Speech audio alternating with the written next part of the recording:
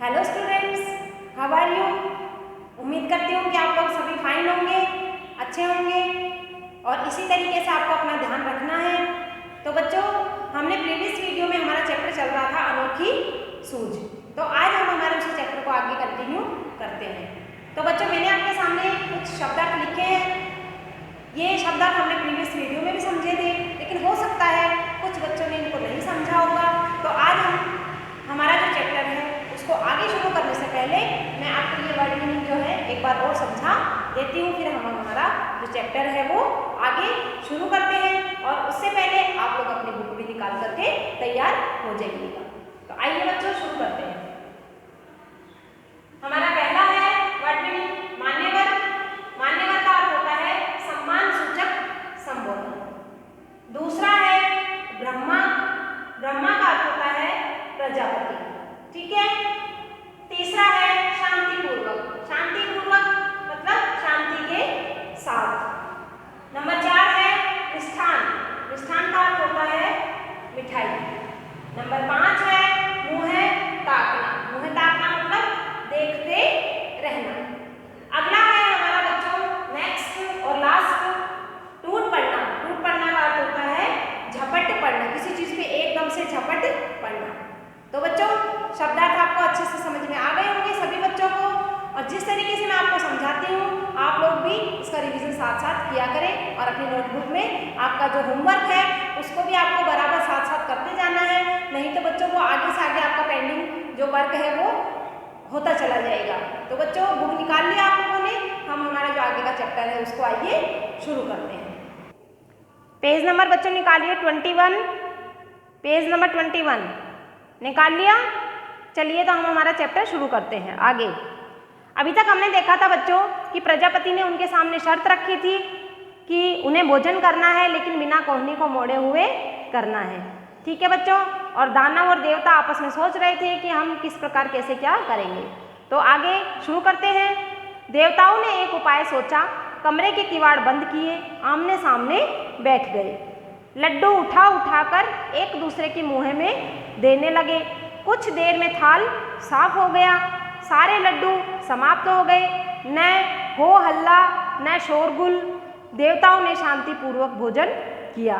तो बच्चों, आपने देखा कि इसमें जो देवता थे उन्होंने एक तरकीब निकाली और उन्होंने एक दूसरे के आमने सामने, ये देखो फोटो में दिखा रखा है ना कि एक दूसरे के सामने वो बैठ गए और एक दूसरे के मुँह में वो लड्डू खिला रहे हैं। कितना अच्छा इन्होंने तरीका निकाला है और ना ही शोरगुल हुआ और उन्होंने अपना पूरा भोजन समाप्त कर लिया। अब आगे देखते हैं। दानव अपने कमरे में परेशान थे। सोचने लगे, बेकार ही यहाँ आए, नहीं आते तो यह परीक्षा तो नहीं देनी पड़ती। हाँ, आ ही गए हैं तो परीक्षा तो देनी ही पड़ेगी। दोनों ने भी किवाड़ बंद किए। दानवों ने भी किवाड़ बंद किए। लड्डुओं के थाल पर टूट पड़े। लड्डू लेकर ऊपर उछालने लगे। लड्डू जब नीचे आते तो मुँह खोल लपकते। लड्डू जमीन पर गिरते और चूर चूर हो जाते। कमरे से हो ही हा की आवाज़ें आती रही। चीखते चिल्लाते और लड़ते झगड़ते रहे। तो बच्चों, हमने ये देखा था कि जो दानव है उन्होंने तरकीब निकालकर जो है बहुत अच्छे तरीके से लड्डुओं को खाया, लेकिन जो दानव थे वो उस तरकीब को नहीं सोच पाए और उन्होंने जो क्या किया कि लड्डुओं को आपस में उछाल कर वो खाने लगे और लड्डू उनके मुंह में नहीं आ रहे थे और वो जोर जोर से आवाज़ें भी निकाल रहे थे। तो आगे देखते हैं बच्चों। सारी स्थिति स्पष्ट थी। प्रजापति ने कहा, देवता ही श्रेष्ठ है।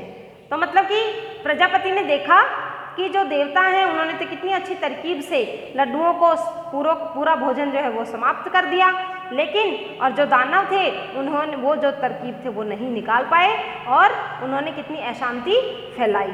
इसलिए जो प्रजापति थे उन्होंने देवताओं को ही श्रेष्ठ बताया। जानते हो क्यों? अब मैं आपको बताती हूँ कि इसलिए उन्होंने सहकार की भावना से काम किया। खुद भी खाओ और दूसरों को भी खिलाओ, जियो और जीने दो, यह थी इनकी विशेषता। इन्होंने बुद्धि से काम लिया, सूझबूझ दिखाई। ये आमने सामने बैठ गए, एक दूसरे के मुंह में लड्डू देते रहे। थोड़ी देर में थाल साफ कर दिए गए। दूसरी तरफ दानवों ने शर्त का पालन किया। दूसरी तरफ दानवों ने शर्त का पालन किया। लड्डू उछालते रहे, उन्हें पाने के लिए लपकते रहे, न खुद खाए न दूसरों को खाने दिए। लड्डू तो बिगड़े ही, पेट भी न भरा।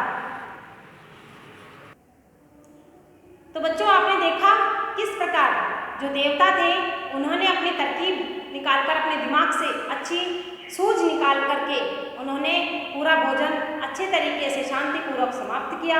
लेकिन जो दानव थे वो ऐसी कोई तरकीब नहीं निकाल पाए और उन्होंने पूरा भोजन तहस नहस कर दिया। ना तो वो खुद खा पाए और ना ही उन्होंने दूसरों को खाने दिया। तो बच्चों, हमारे इस जो चैप्टर है इससे हमें दो शिक्षा मिलती है। कैसे कि एक तो ये कि हमें हमेशा सहकार की भावना से कार्य को करना चाहिए। कोई भी जो तरीका है, अगर हमें कोई अनोखी सूझ निकालनी है, कोई तरीका निकालना है, तो हमें इस तरीके से निकालना चाहिए कि हम खुद भी शांति से उस कार्य को कर सकें और दूसरे को भी तकलीफ ना हो। तो और दूसरी सीख हमें ये मिलती है कि हमें हमेशा जो है किसी भी मुसीबत का डटकर और शांतिपूर्वक उसका हल निकालना चाहिए, उससे घबराना नहीं चाहिए। तो उम्मीद करती हूँ बच्चों आपको ये चैप्टर अच्छे से समझ में आ गया होगा और आपका ये जो आपका होमवर्क है कि आपको ये जो शब्दार्थ है इनको अच्छे से नोट डाउन करना है और मैंने जो आपको चैप्टर समझाया है इसको आपको भी अच्छे से एक बार रिविजन करना है। और आगे इसमें जो क्वेश्चन आंसर है या बुक का वर्क है वो मैं आपको PDF के थ्रू भेजूंगी। तो आपको जो वर्ड मीनिंग है और क्वेश्चन आंसर जो है वो तो आपको नोटबुक में करने हैं और जो बुक का जो PDF में भेजूंगी, बुक में जो एक्सरसाइज होती है आपकी वो आपको बुक में फिल करनी है। धन्यवाद।